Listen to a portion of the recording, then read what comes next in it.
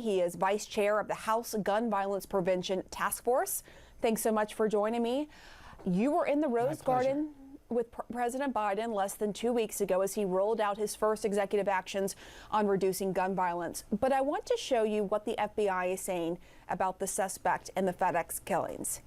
His mom called for help over a year ago, worried he tried to die by suicide by cop. He was put on a temporary mental health hold.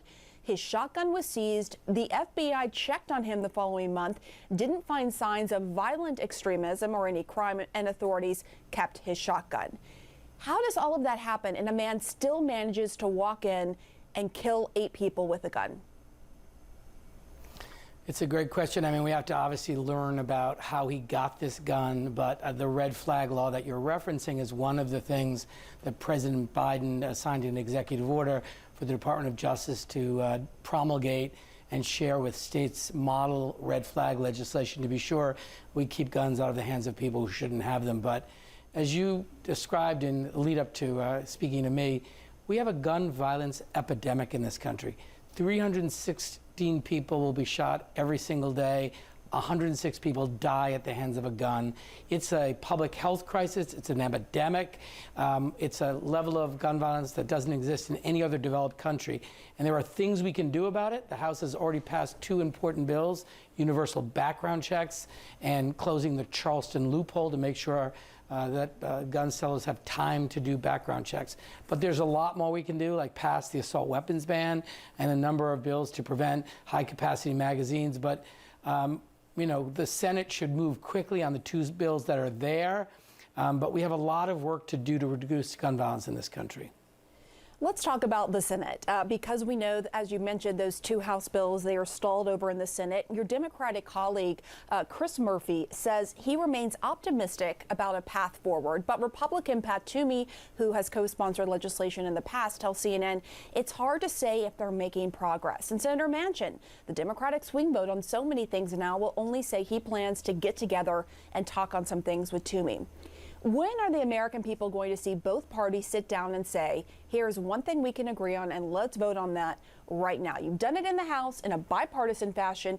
Why is it not happening in the Senate?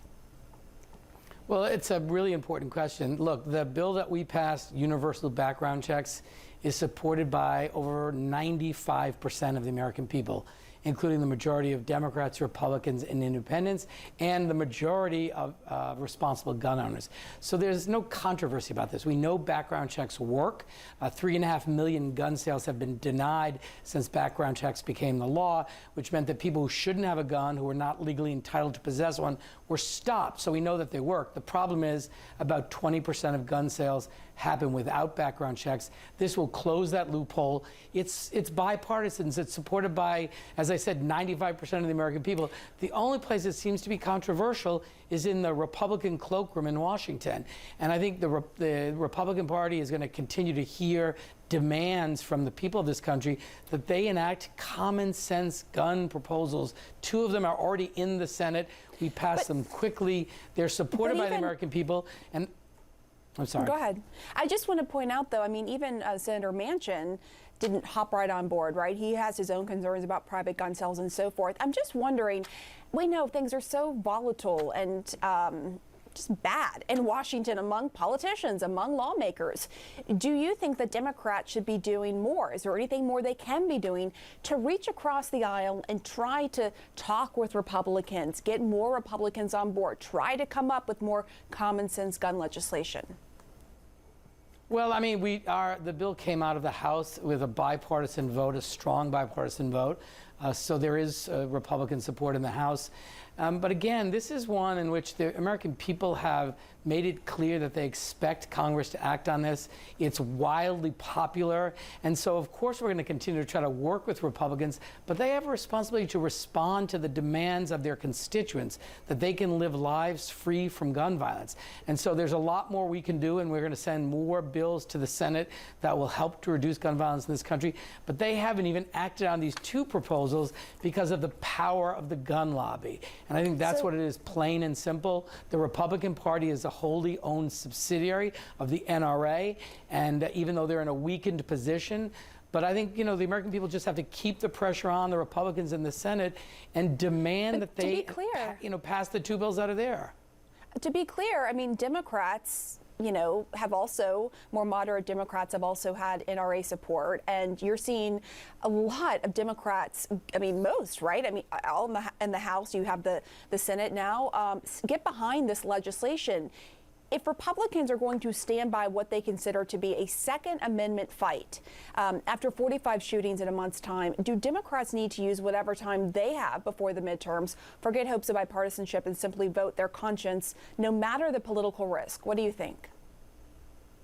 Well, I think that's what we're doing, and I think you'll continue to see more of that.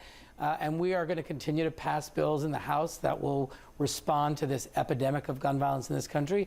And the senators are going to be responsible for either action or inaction on these bills. But look, you look at the numbers, this is a staggering public health crisis. We have an epidemic of gun violence in this country. And although we can't stop every shooting, we can pass legislation which, taken together, can significantly reduce gun violence in this country. That's our responsibility. And, we will work with any Republicans that are interested in working on this issue.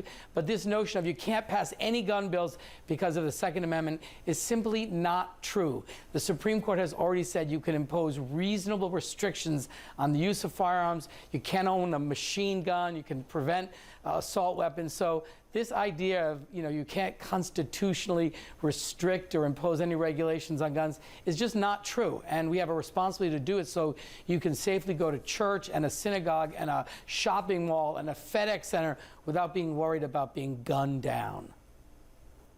That would be nice, right? Congressman Dave Cicilline, Right. Thank you very much for coming on the show, sharing your perspective. We appreciate it. My pleasure. And we want to Thank let you know that we were also